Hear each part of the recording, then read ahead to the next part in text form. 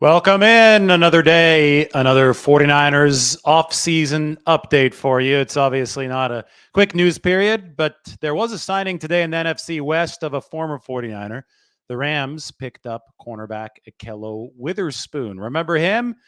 49ers third-round draft pick from 2017, the first year of the Shanahan era. He played out his rookie contract with the 49ers in 2020, then went to the Seahawks, then went to the Steelers. The Steelers cut him, and now Ahkello Witherspoon is a Ram. He's in the NFC West with Sean McVay's Los Angeles Rams. If we're lucky enough, we'll get to see Brandon Ayuk and Deebo Samuel against Ahkello Witherspoon. And I would probably think that would be an advantage 49ers if that matchup does happen. Anyway, that was the news today as far as transaction goes. Then there was an interesting study that came out, and it ranked Kyle Shanahan, 49ers head coach, as the number one play caller in football. This came from Steve Patton, who runs the website Patton Analytics, ranking current NFL offensive play callers by formation efficiency and market expectations from 2016 to 2022. So that obviously encapsulates a lot of Kyle Shanahan's time calling plays. In 2016, he was Atlanta's offensive coordinator. By 2017, he was the 49ers play caller, and he's been with the team for the 6 seasons, 2017 to 2022. For a little bit more on the methodology, you can go to Steve Patton's Twitter thread, which I will open up for you here. He explains, and I haven't delved all too deeply into this. This is more complex stuff that probably isn't as good to convey over video, but I'll read a little bit from Patton's Twitter. The PCA model looks at how efficient play callers have been in various personnel packages and how often they've passed the ball in those packages. It also considers market predictions for points scored and points scored over expectation. Here's another graphic that we can open up. The distinction from the first model and this one is that EPA is weighted by personnel usage for the defined packages rather than being separate variables. EPA's expected points added per play. To no surprise, writes Steve Patton, Andy Reid and Kyle Shanahan are two of the outliers since 2016. There are two dimensions here in this XY axis. You'd rather be further down or further to the right. Kyle Shanahan further down. He's an outlier. So is Greg Roman. Greg Roman is away from a lot of these good play callers, and Andy Reid is an outlier over to the right. You can go check this out at Patton Analytics. He has a few more graphs that are obviously very interesting to look at, but I just want to give you the overarching rankings at the end of all this data collection. Those of you who are so inclined can take a closer look behind the methodology. And the overall data shows that Kyle Shanahan's number one and Andy Reid is number two. One thing that this does is it pours a lot of water on the baseless social media talk, the baseless Twitter talk that Kyle Shanahan doesn't know what he's doing. Kyle Shanahan's not maximizing this. Kyle Shanahan is leaving meat on the bone. Actual data, and you can question the methodology all you want after you read a little bit more deeply into it, but there is actually data here that shows that Kyle Shanahan is ranked ahead of everybody, including Andy Reid. And I think that I would put a little bit more weight into the data than I would over random, baseless social media hot takes, right? So I think this has been something that's been apparent through the eye test. You watch the 49ers, even when they didn't have great offensive personnel in 2017 and 2018, they're able to move the ball. They're able to put up some points. They were worse in the red zone those years without the elite personnel. But ever since they've racked up the elite personnel, and last year was a great example down the stretch with both Jimmy Garoppolo and Brock Purdy as quarterback, this was the number one offense in football. The 49ers were putting up something close to 35 points per game. So you saw Shanahan's system work really, really well in conjunction with 5 eligibles who were all damn good. The positionless skill position versatility was flexing its muscles for the 49ers down the stretch of last season. And they're hoping that they can carry over that success into 2023. They were obviously derailed in 2022. technically 2023 since it was January by the time they made it into Philadelphia, but they were obviously derailed by the quarterback injuries. They lost Lance, they lost Garoppolo, then they lost a healthy Brock Purdy, even though he returned into the title game, but he couldn't throw because his elbow was shredded. At some point, Kyle Shanahan does require a competent and healthy quarterback. He should have that this year because the 49ers have 3 quarterbacks vying for that number 1 job. Purdy obviously is the most accomplished of the 3 because of what he did last year in Shanahan's system. So it is likely that he'll be the starter, assuming his rehab continues progressing well. But there's been a big food fight on the internet that persists every single day about where Trey Lance fits into the 49ers strategy and where Sam Darnold, the newcomer, fits into the pecking order. And, even when Greg Papa mentioned Brandon Allen a few weeks ago, that caused a whole hailstorm. So this is a radioactive topic, right? People talking about the 49ers quarterback situation, debating about it, throwing crazy takes up against the wall to see what sticks. That is a tradition as old as time itself. It is going to continue not only this offseason through the dead period, it's going to cause a lot of us to pull our hair out, but it's going to continue for years to come. Jimmy Garoppolo is no longer a 49er. A lot of the same, I'll say it, a lot of the same toxic discourse is now occurring around Brock Purdy instead of Jimmy Garoppolo, right?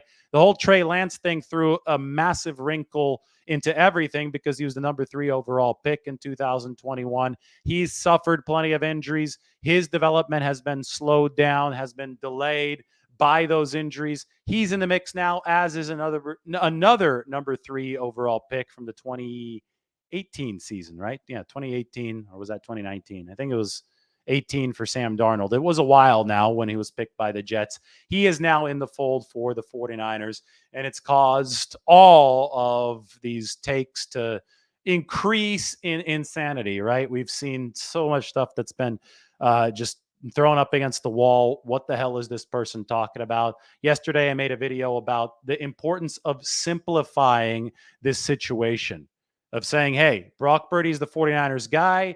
Trey Lance, his development was delayed, even though they wanted him to be the guy in that portion of time. Brock Purdy stole the show, and Sam Darnold is now in there as extra insurance, and we'll find everything else out organically during training camp. I had another thought today as a lot of this stuff was coming out. It continues to flow on social media, and you just have to put stuff into perspective. Remember in 2021, there are people who thought they should be taken seriously that, published this. And, it wasn't just one person. It was a lot of people. It was quite frankly ridiculous. There are people who actually thought that Trey Lance had a chance to start over a good veteran in Jimmy Garoppolo in 2021. And in fact, they try to give me grief for it online. They try to give me grief for saying that, no, Trey Lance doesn't have a chance to start over Jimmy Garoppolo this year. It was very clearly the 49ers' plan to work Trey Lance into the mix in 2021 and then set him up for 2022 when he would officially grab the baton from Jimmy Garoppolo. But the reason I bring this up is, people were already living in fantasy land as far as the 49ers QB situation goes in 2021 when Trey Lance was drafted. And one thing I said that year was the only person that all of this talk is unfair to, all this talk, Trey Lance should be the starter, Trey Lance this, Trey Lance that, he's better than Jimmy Garoppolo already. That was unfair to one person, and that person was Trey Lance. Putting those unrealistic expectations on a quarterback who was raw, fresh out of North Dakota State in year 1, 2021, acting like this was some kind of game of Madden on rookie mode where you could just plug Trey Lance in and he could let it rip and actually lead an NFL team a significant way into the playoffs. The 49ers made the NFC Championship game that year. It was such a preposterous and disingenuous thought.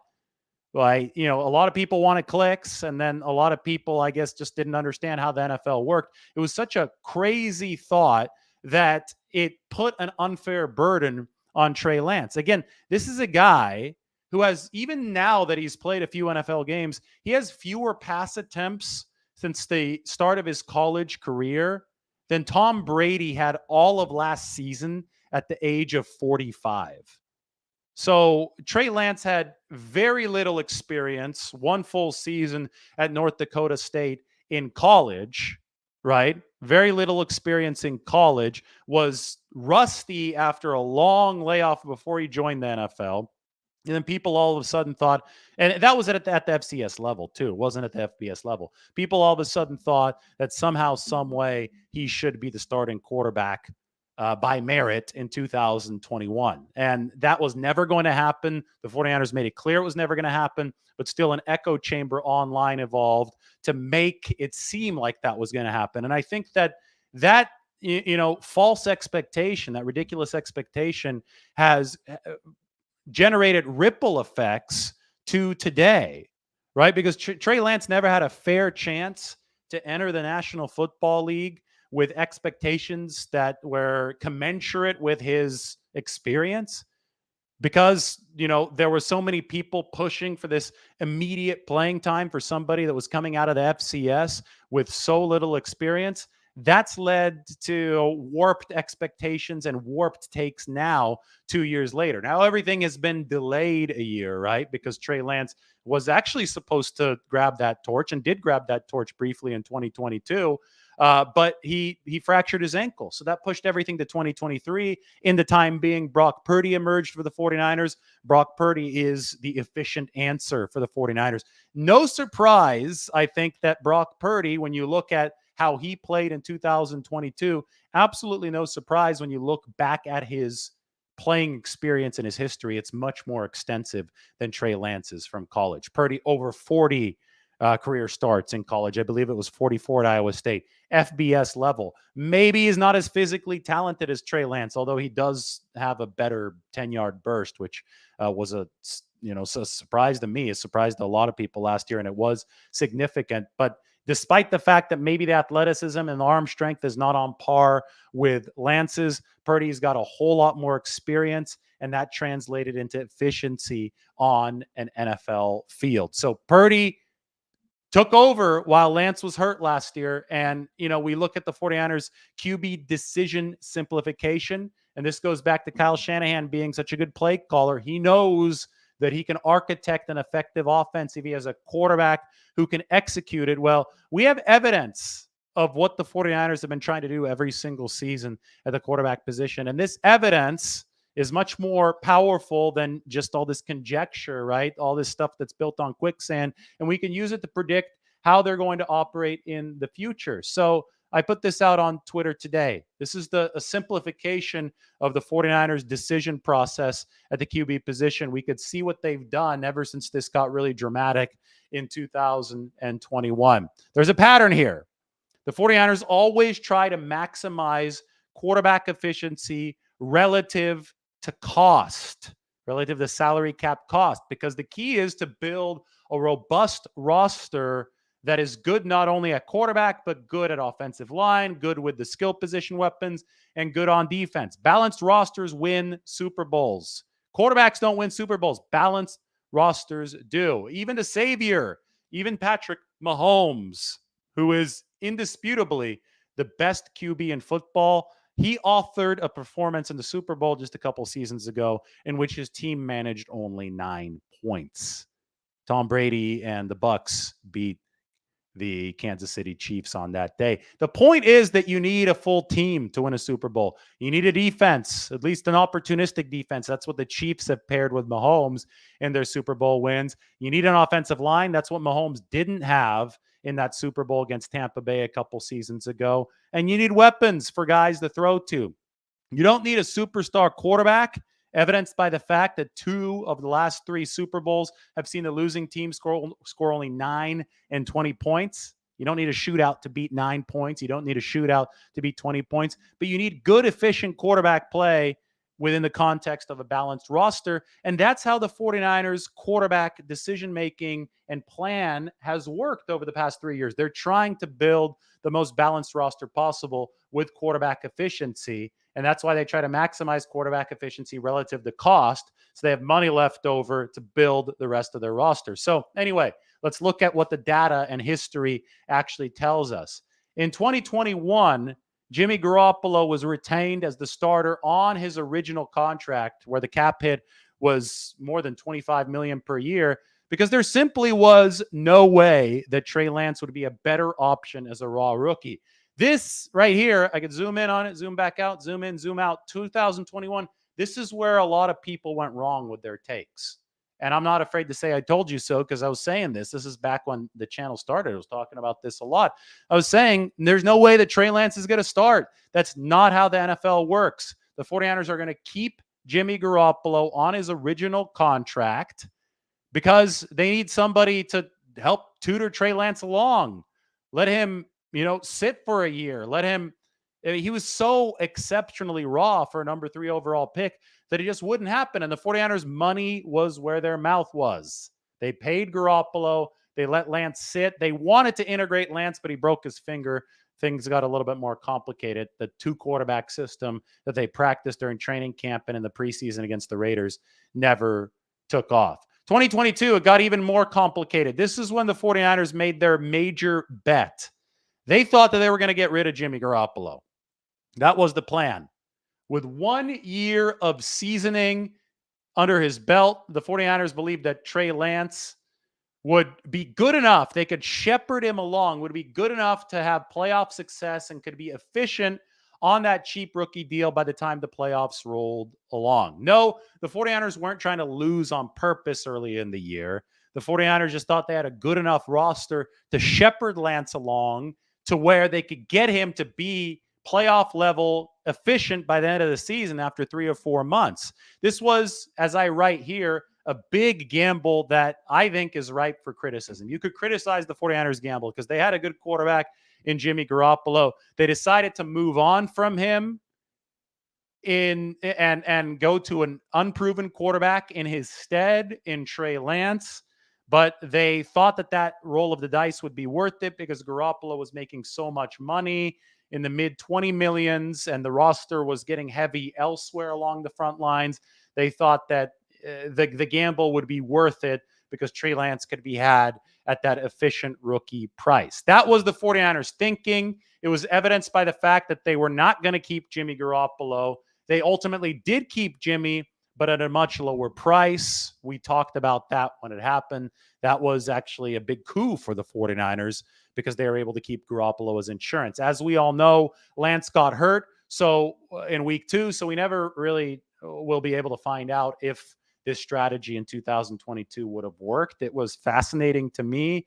It was one of those things where the 49ers would have just held their breath and hoped that Lance developed on the fly during the course of the regular season. But we never got to find out because he did fracture his ankle in week 2. And the 49ers luckily retained Garoppolo at that cheaper price. That really fell into their laps.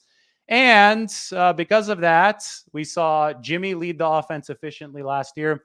And then when Garoppolo got hurt, Brock Purdy stepped in and stole the spotlight from Trey Lance, not only in 2022, but also for Trey Lance's return in 2023. Now in 2023, Brock Purdy exists, and so far, he's given the 49ers the best of both worlds. Garoppolo level efficiency, the offense was just a little bit worse efficiency-wise than it was in those McCaffrey games with Jimmy Garoppolo, but at a fraction of the cost with Brock Purdy because he is on a rookie deal.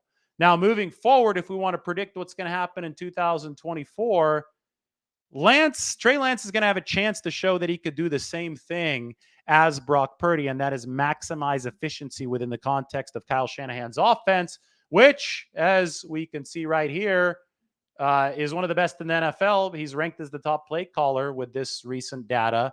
That suggests he's number 1. But anyway, Trey Lance is going to have his chance to show that he can operate within that system and deliver similar results. The problem is that Brock Purdy already seized an opportunity of his own last year, so he is the front runner. It's going to probably take injury unavailability to Brock Purdy to give Trey Lance an opportunity during actual game situations. But if he blows everybody away in training camp, Trey Lance does have a chance still to usurp Brock Purdy. It's a meritocracy. It's football. My last point here was QB efficiency and the potential to maximize it come playoff time reigns as the supreme key. Who can give the 49ers that efficiency? Who can give them the best shot at winning? who can integrate best with your number one play caller in football, at least according to this study, Kyle Shanahan. And Brock Purdy showed that he's pretty damn good at it with the 49ers assortment of weapons last year. Trey Lance is going to have to show that he can be good at it as well. Sam Darnold, the third option, is going to have to show that he can be good at it as well. But that is how the 49ers are going to operate at the quarterback position. They're going to go for efficiency at a good price. And this year they're only spending like $16 million total on the QB position. So they have a good, efficient price, 3 options. Obviously, options are important because of the injury situation that has befallen them in the past. All right, 49ers Q&A. Let's talk a little bit. A lot of cool stuff coming out here. Even to the dead of the offseason, it's June 29th. We still have some interesting 49ers quarterback talk. If they saved $5 million on Darnold and just took 3 quarterbacks, do you think they could have spent on a decent swing tackle or corner? Well, I'll tell you what, they could still spend on a decent swing tackle or corner if one such guy presents himself. They have $10 million in cap space. You know, the 49ers, they have to think about the future. They have to think about the money that's going to carry over into 2024. Because in 24, they have $271.5 million in liabilities, and the cap is not going to be that high. And they only have 54 under contract right now. So they're going to have to find a way to get under the cap in 2024, keep this sustainable. You know, I always talk about a sink overflowing. You got to keep that sink from overflowing so you don't have to start making tough cuts. So the 49ers need to be prudent with their money now. They decided that the best spend was for QB insurance. Hard for me to blame them given what happened in the NFC Championship game when they literally ran out of quarterbacks last season. So I think there's your answer. I think that you have to prioritize the quarterback position. The question, as it specifies swing tackle or corner, what swing tackle or what corner was available that would have made this roster categorically better, that would have fit into that $4 to $5 million range? I think the QB makes them categorically better because you can't run out of quarterbacks and expect to win.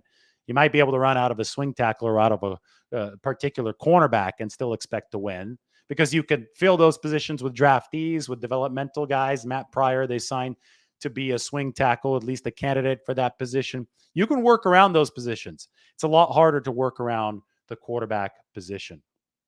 You know, yeah, of course they could have spent it on a swing tackle or a corner, but would it have benefited them? Give me names. Tell me somebody they could have signed. And tell me then how that player would have plugged into what the 49ers are doing and how exactly he would have been better than somebody like Colton McKivitz, or I guess we're talking swing tackle, so better than Jalen Moore or better than Matt Pryor.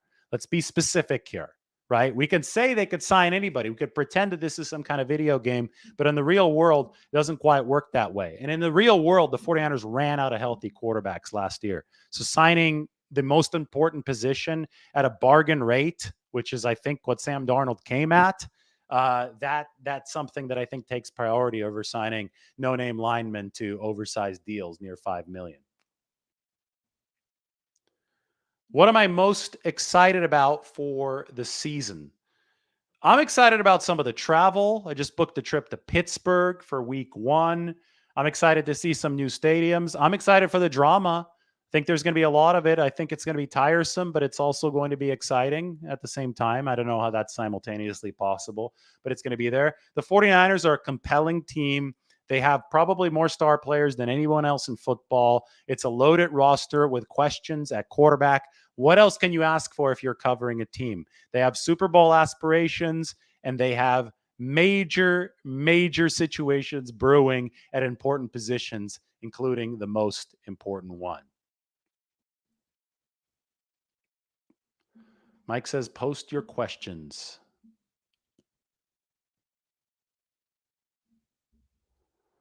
I'm working on a big piece right now that it goes through the 49ers spending divisions. Does the sound good today? I got a new little mic arm, so it's keeping the mic a little bit closer to my face. Hopefully the sound is coming through nice and crisp for you. The old mic arm was kind of bouncing around on me. CM Scott thinks that Brock Purdy is going to win the Super Bowl. Why is the San Francisco quarterback job seemingly the most disrespected QB job in the NFL? Because of Kyle Shanahan, he has the secret QB mold.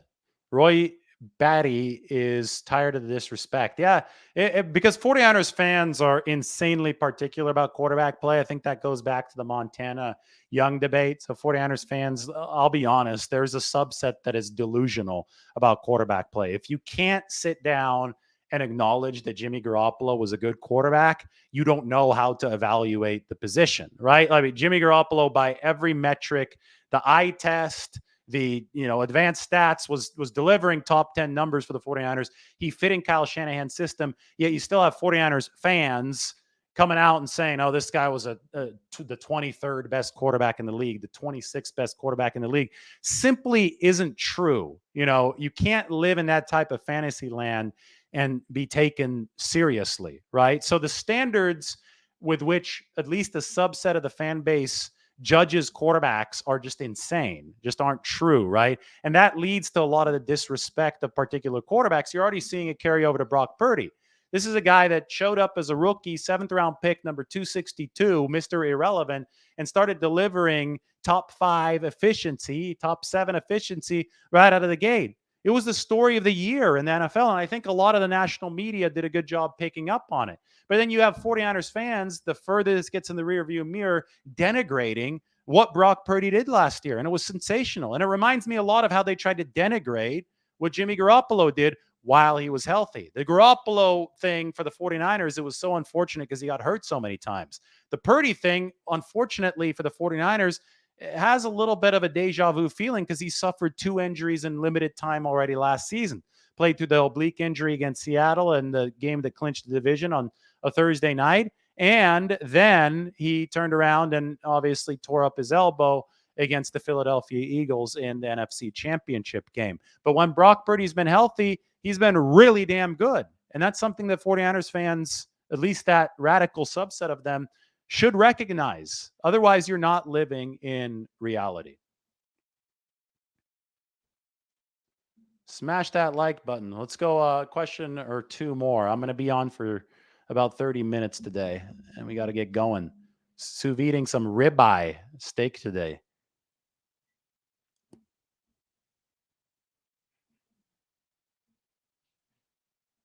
How many years do I think the 49ers can be a top team in the NFL? Well, it's really interesting how they manage the cap over the course of this next year with the Nick Bosa contract. And then we'll see with Brandon Ayuk and just how that 2024 team fits under the cap. That's going to give us a lot of answers. If they can preserve this roster through the cap squeeze of 2024, then the next cap squeeze is going to come a year or 2 after that when they have to start paying the quarterback position unless they're able to draft another cheap prospect. But, it's like surfing a wave.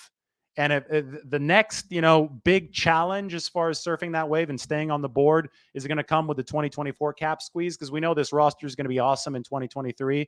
And then there's going to be another challenge in 25 or 26. If the 49ers can successfully navigate both of those challenges, I could see them having a really, really good roster, top of the league for the next 3-4 seasons. It's hard to forecast further than that in the NFL. But for now, we know they have that great roster in 2023. Nobody knows how long NFL windows are going to last. NFL stands for not for long, right? So you don't know when a big catastrophic injury is going to derail you, when something's going to cause a massive dead cap hit that causes that sink to overflow. So you have to take it 1 year at a time. And I can tell you that for 2023, the 49ers are loaded. Was it a mistake to not give Trey Lance more snaps in the last preseason? I don't think so. I think, preseason, it's just really tough to get any valuable time in preseason. It's not like the regular season. You're going to get more value out of training camp than some of these preseason games because of what you can call, what defensive looks you can challenge your quarterback with. I just, I think people oversell preseason because that's people's first chance to watch the team, right, in a long time. But again, the NFL does not take preseason as seriously as a lot of fans do on the outside. For some fans, every season is a Super Bowl or bust season. I think that you just do your best. You set up your best shot at winning a title, and you hope that the chips fall where they need to fall, because it's going to take some luck to win a Super Bowl. All right. Thanks, everybody, for your questions.